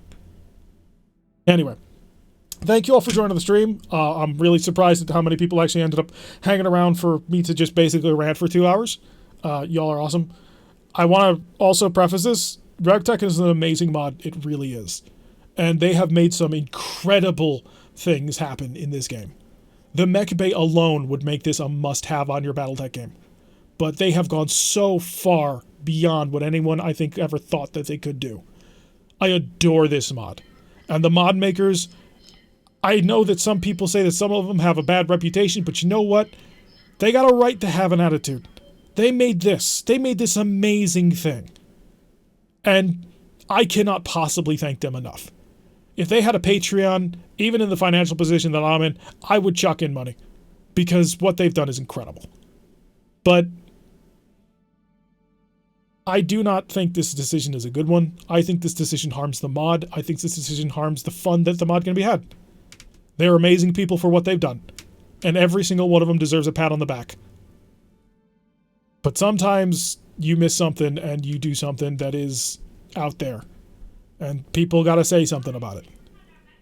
If this gets me in trouble, so be it. I love this mod too much to shut up about it. So I hope that if this is your first experience with RogueTech, look at my other RogueTech videos. You will see the fun that you can have in it. You will see the joy that I feel when I play this game. I highly encourage you to check them out, not just because it'll give me views on YouTube. I don't care about that. This is a hobby channel. I do it because it's fun to share things with you guys. But RogueTech is amazing. If this is your first experience, go and check those out. If you are a RogueTech veteran and you've been listening to me around for 2 hours, holy crap. Wow.